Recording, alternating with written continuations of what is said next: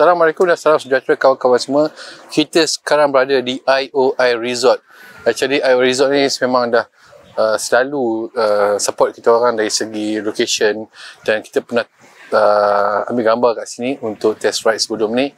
Dan kita kembali kepada di IOI Resort di Janda Baik. Thank you so much pada Puan Nurul dan juga IOI Resort especially atas membenarkan kita orang ambil video dan juga kita bekerja bertugas hari ini di sini. So kesempatan ni kita nak ambil peluang lah untuk kongsi sikit lah tentang package yang ada di IOI Resort ni. Antaranya ada family day, day trip, harganya sekitar RM120 untuk adult per pack dan RM72 untuk kanak-kanak. Jadi termasuk dengan morning tea, ada lunch, ada tea, ada telematch, tu dia ada usage untuk semua resort punya facilities. Harganya kat sini, dan juga ada banyak lagi package, ada termasuk ada training, seminar, ada jungle, river trekking dan macam-macam lagi. Jadi untuk ke sini, you guys just boleh Google IOI Resort and Spa dekat Janda Baik ni, atau juga boleh terus hubungi kat telefon ke office ni 09233 0031. Actually kalau dah Google tu dah memang boleh dapat sini, dan datang sini ada sungai kat sana, dan juga bukan setakat tempatnya cantik, fasilitasnya bagus, sekarang dah ada swimming pool lagi kat belakang tu. Memang bersih, memang sangat-sangat kita recommended untuk datang ke sini.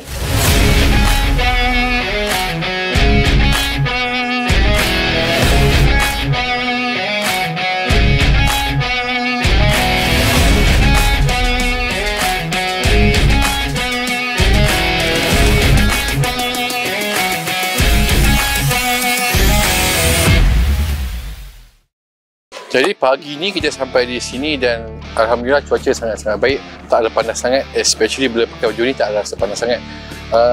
Ada sedikit promo kat situ lah. Jadi kita orang dah sampai sini pagi tadi, dan Janda Baik ni tak sangka ramai pula orang. Kan hari biasa tak ramai, rupa-rupanya ramai. Kita orang datang naik apa? Kita orang datang naik ni dua skuter daripada Honda, fungsi Honda, iaitu yang sebelah kiri saya iaitu Honda X ADV 750, yang sebelah saya ini pula ialah Honda ADV 350. Saya datang bukan seorang-seorang, seperti biasa saya ditemani oleh sahabat saya, Cik Rizwan. Tadi kita sampai sini memocut, kita mesdeko apa semua. So macam mana rasa tentang prestasi motor ni? Actually kita dah test dah, cerita sikit lah supaya bukan rimah. Sebelum kita cerita, sebenarnya kita bukan nak test ride sangat, kita nak santai saja dengan dua-dua skuter ni, adik-beradik ni. Okey, actually untuk yang SADV 750 ni, dia adalah model yang untuk 2025. Yes, dan ada V3 dan ada pembawaan yang dilakukan pada motor ni lah. Ya, betul.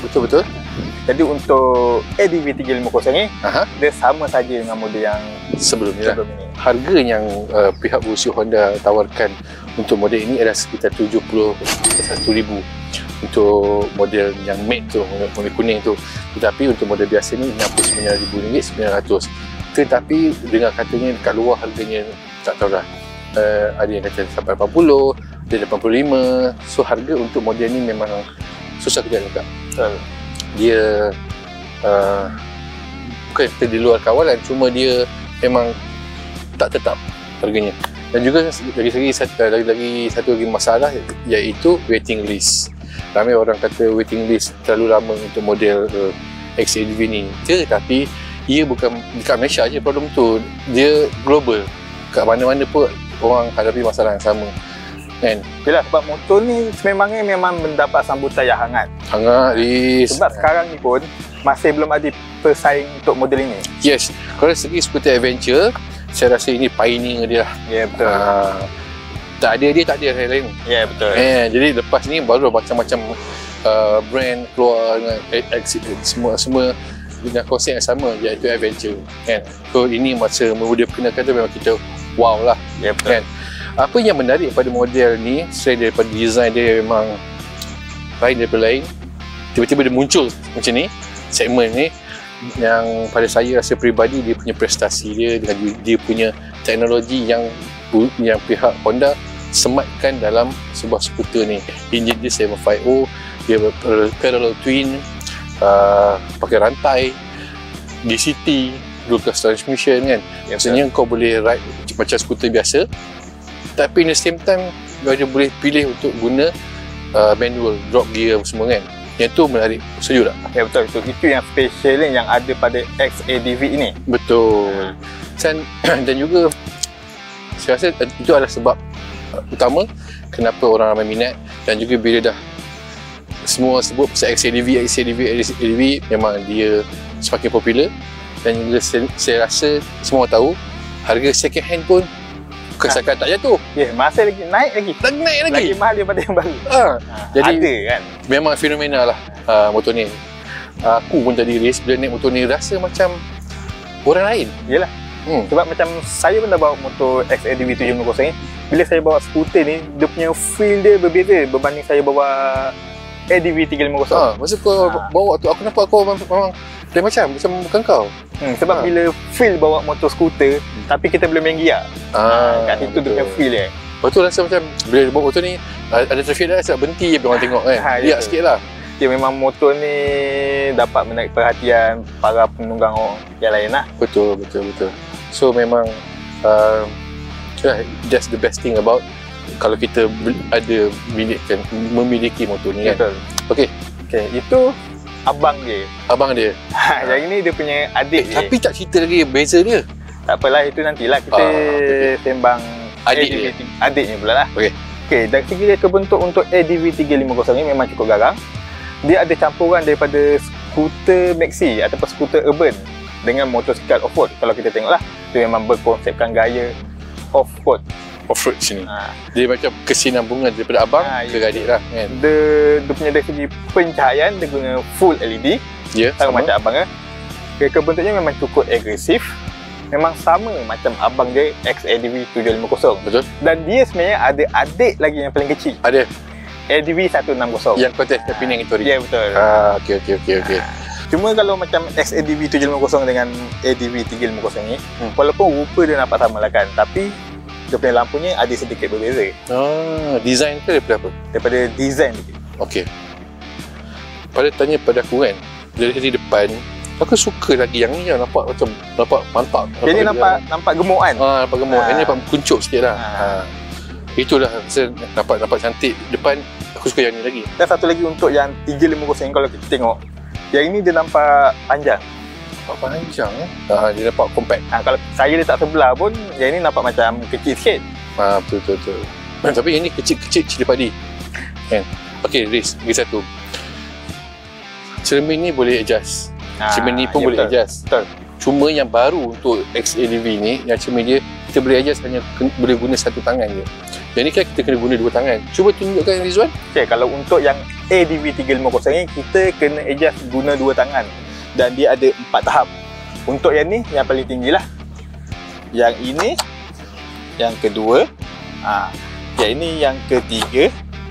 Dan ini yang keempat, yang paling rendah. Untuk model yang tadi kan dia guna dua kat untuk pelarasan itu, adjustable tu. Kalau V1 dengan V2 sama. Sama yang design untuk dia. Yang ni?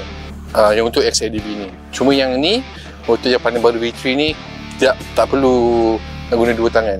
Maksudnya, kau at least kau kena turun pun tak perlu, tak payah. Just duduk atas ni tapi kena berhenti. Sorry, kena berhenti. Ini tak payah. Ini sambil jalan je. So kita boleh tolak je, boleh adjust. Jadi lebih mudah lah kan. Lebih mudah, lebih praktikal. Untuk tinggi seat dia 795mm. Oh, maksudnya dia lagi tinggi pada yang ni. Ini 790. 790. Lebih 5 je lah. 5 je lah. Okay. Tapi walaupun ramai orang cakap kan, model Honda seat dia keras. Tapi untuk ADV 350 memang sangat perfect. Sama dengan ni. Selesa lah. So far selesa. Berbaloi lah. Sesuai dengan harganya kan. Dia premium. Lagipun dia ada shape ni kan. Macam untuk kita, punggung kita bersandar. Pinggul. Pinggul. Jadi lebih selesa lah. Lebih selesa. Floorboard dia memang selesa kan. Kita boleh aku secara peribadi kalau floorboard boleh berlunjur tu, itu aku suka lah. Especially untuk jalan jauh. Ya betul. Memang selesa, memang luas. So kita nak adjust kaki ke depan boleh, ke belakang pun boleh. Okay, alright. Ruang bawah seat, Riz? Ruang bawah seat untuk ADV 350 ni saya sangat suka. Kenapa? Memang cukup luas. Boleh muat 2 buah helmet full face. Okay, lagi satu, boleh buat tripod kita. Ya betul. Tripod kita dapat ni kamera tu, tripod muat. Ingat tadi masa Rizwan datang jumpa saya tadi, tak bawa tripod ke macam mana kita nak ride tanpa tripod? Dia kata, lepas tak bawa seat. Oh, that one tripod panjang juga. Memang lepas lah sebab dah letak beg, letak tripod memang muat lah. Tapi kena adjust sikit lah. Adjust memang tak apalah. Okay. Tapi bila saya tengok XADV 750 punya ruang bawah pelana, saya macam kecewa sikit lah. Okay. Itu memang kelemahan dia lah. Untuk model ni, dia memang ruang bawah seat dia memang kecil lah. Tapi untuk helmet lepas. Dia ada mode tak? Okay, untuk model ni dia tak ada mode. Tapi dia ada traction control. Okay. Dia guna Honda Selectable Top Control kan? Yes.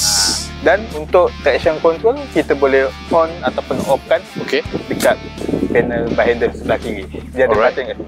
Tekan je lama. Nanti dah ada lampu menyala. Kat situ kita boleh matikan ataupun off kan lah. Dah berapa jauh dah Rizwan hang naik motor ni? Okay, saya dah bawa motor ni lebih dari 250. Sejak saya ambil motor ni. Betul, lebih 250. So far memang puas hati lah. Memang sangat puas hati lah. Dia punya tangki ban api seluas 11.7 liter. Dan untuk penggunaan ni boleh pergi lebih daripada 300 km. Memang sangat-sangat menjimatkan. Okey, jadi aku nak cerita sikit berapa ni. Walaupun kawan-kawan semua dah tahu dah, saya nak berkongsi sikit lah. Pertama sekali enjin dia 750-745 ni, parallel twin. Hantaran kuasa dia 57.6 HP dengan torque dia 69 Nm. Disebabkan dia ada dua sistem transmission dia di CT tu, jadi bila kita nak memucuk dia very smooth dan sangat-sangat mantap dengan power 750 ni kan. Yang paling best sekali, like semua orang tahu, bila CVT ni walaupun kita guna macam auto tu, tapi bila kita sampai kat corner, kalau kita rasa kita overspeed, kita still boleh drop gear. Walaupun dia boleh kita buat manual, tapi bila kita guna mode drive pun, kita still boleh drop gear. Itu nombor satu. Yang kedua, traction control juga boleh on and off. Dan yang ni ada 5 mode tunggangan, iaitu dia ada rain, road, sport dan 2 user.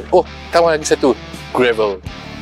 Kita guna sekejap tadi kat gravel tu, walaupun batu je saja nak tekan.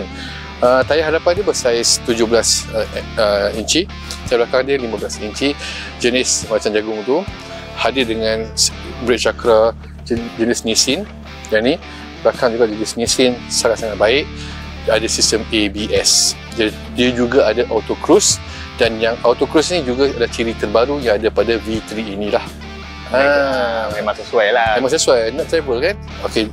Untuk kita adjust dia punya mode everything, ada switch kat sini, sangat-sangat mudah. Cuma saya tak tahulah, ada masalah dengan jari ni. Aku nak tekan horn, memang sangkut lah. Tadi banyak kali masa dekat jalan, kan kita jumpa pagi, hari ni hari kerja kan, so banyak kita nak cuba masuk, aku nak tekan horn, tak kena switch dia.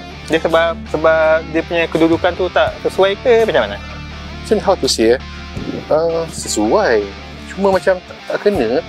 Aku lebih suka macam horn dia jenis tebal keluar tu. Tapi kalau untuk yang ini, untuk saya selesa lah dia punya horn dia. Yelah, mungkin bukan masalah switch, mungkin masalah tangan aku lah.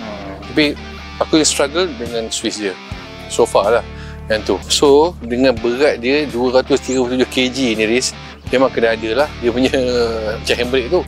Ya betul. Stop brake tu kan, sebab yang macam dia macam kat tempat yang bercondong tu, berkecerunan tu, memang takut dia nak bergerak. Yelah, macam tadi kita nak turun bukit ke atas tu, yang curam sikit tu kan. Dan pula ada kereta besarnya kan. Kereta tu Nasib baik yang ini ada ni kan. Ngam-ngam tadi tu. Dan saya naik motor dia 2 brake saya tekan. Tapi okey kan? Tapi walaupun dia pakai brake cakra tunggal kat depan, bagi saya okey lah. Alright. Tangki yang ni 13.2 liter Riz. Nak kata jimat sebab dia ada Eco punya logo tu.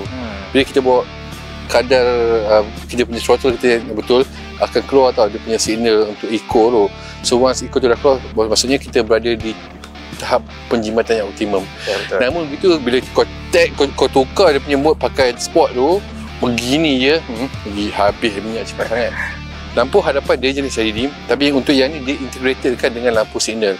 Dulu memang kat depan ni lampu signal dia kat atas, dia macam memanjang sikit. So yang ni dia sekalikan dengan lampu depan. Tu antara ciri yang baru pada model Ciri-ciri ni kan? yang baru. Dan juga signal dia memang automatic off. After few second dia akan off. Itu pun sangat satu yang saya suka lah, sebab dia ramai je. Dah masuk simpan dah pun. Nak akan simpan lagi tu ada 30 kilo lagi.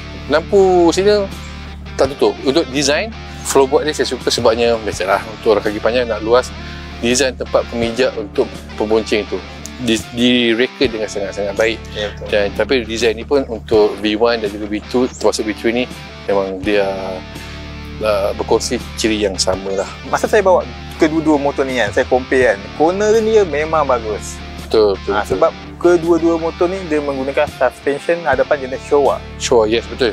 Showa kat depan dia USD, kat belakang ni dia jenis monoshock. Kan? Kedua-dua model dia menggunakan sistem smart key. Yes, smart key. Mana? Tapi yang tu saya suka lah, dia punya sistem smart key dia. Kenapa ya? Dia macam, apa tahu tak, macam butang radio, kita pusing sound tu. Betul-betul. Dia punya start button dia, start button dapat moden lah kan. Nampak moden lah. Dan juga selain daripada tu, dia boleh off dan juga dia boleh kita nak kuncikan dia punya handle pun tekan je dia. Jadi kawan-kawan semua kan, saya secara peribadi lah kan, faham kenapa model ni orang ramai sangat suka. Dia memang ada aura itu sendiri, selain daripada praktikal, selain daripada seronok menunggang, performance pun mantap. Jadi boleh katakan dia satu skuternya komplit. Cuma harganya memang tinggi, tak sebab apa, dan juga waiting list dia memang lama. Tapi tak apa, kawan-kawan boleh ambil ADV 3 betul. Dan harganya pun sekitar 34,000. Mampu milik. Mampu milik. Mampu milik. Okey, sekian itu dulu. Kawan-kawan semua, kita akan share kita punya experience ni juga dalam kita punya website, ke mana kita pergi, interaksi kita dengan warga tempatan kan. Mana tahu ada dapat makan durian ke kejap lagi kan. Jadi insya-Allah kawan-kawan semua, terima kasih banyak-banyak. Bukanlah niat kita orang nak mengajar, tapi hanya berkongsikan apa yang kita dah rasa selepas 3-4 hari tentang dua skuter daripada Honda ini, iaitu ADV 350 dan juga XADV 750. Bagi yang suka dengan video ni, jangan lupa like dan share video ni. Dan untuk mereka yang belum lagi subscribe channel Gododa, tekan butang yang kat bawah tu, percuma saja. Dan jangan lupa tekan butang lonceng supaya setiap kali kita upload video-video yang baru, korang akan dapat notifikasi. Terima kasih. Sampai jumpa lagi dan menungganglah dengan selamat.